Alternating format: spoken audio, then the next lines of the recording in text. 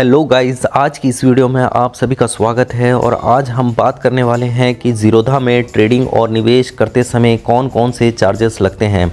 अगर आप ज़ीरोधा यूज़र हैं या बनना चाहते हैं तो आपको ये समझना ज़रूरी है कि आपके पैसे में कौन कौन सी फ़ीस कटेगी।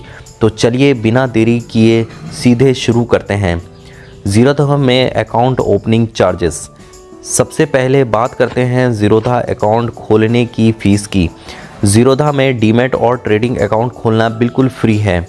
ऑनलाइन या ऑफलाइन दोनों तरीके से कोई चार्ज नहीं लगता। बात कर लेते हैं एएमसी की, मींस अकाउंट मेंटेनेंस चार्ज की।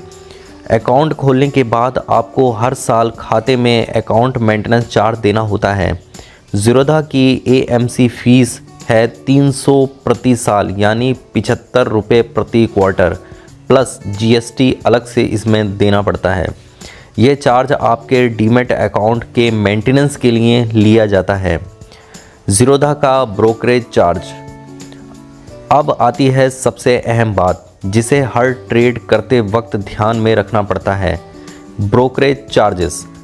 ज़ीरोधा में ट्रेडिंग के लिए फ्लैट 20 रुपये प्रति ट्रेड की फ़ीस लगती है, चाहे ट्रेड की वैल्यू 1000 हो या 1 लाख रुपये। कुछ केस में 20 रुपये से कम भी चार्ज हो सकता है, जैसे छोटे यानी 10,000 के ट्रेड पर।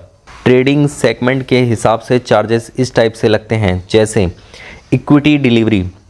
आप इक्विटी यानी डायरेक्ट कोई शेयर खरीदते हैं तो उस पर आपको कोई भी चार्ज नहीं देना होता है।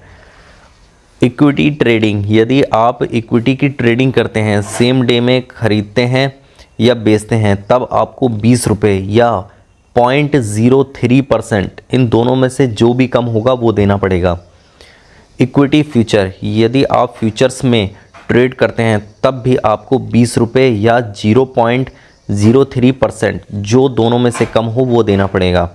इक्विटी ऑप्शन, यदि आप इक्विटी के ऑप्शन में वर्क करते हैं तो फ्लैट 20 रुपये प्रति एग्जीक्यूटेड ऑर्डर। जो आपका ऑर्डर एग्जीक्यूट हुआ है, चाहे आप बेच रहे हैं या आप खरीद रहे हैं, तो आपको 20 रुपये देने पड़ेंगे।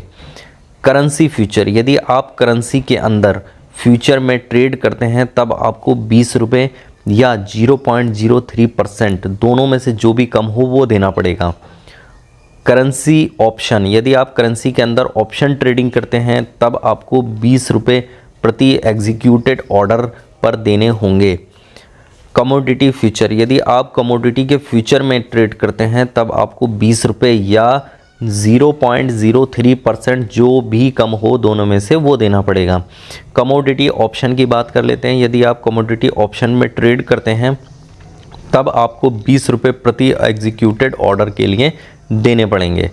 ज़ीरोधा के अन्य प्रशासनिक और टैक्स चार्जेस। प्रशासनिक बोले तो रेगुलेटरिक, यानी जो गवर्नमेंट से रिलेटेड होते हैं, उसमें भी आपको कुछ चार्जेस देने होते हैं, जैसे ट्रांजैक्शन चार्ज।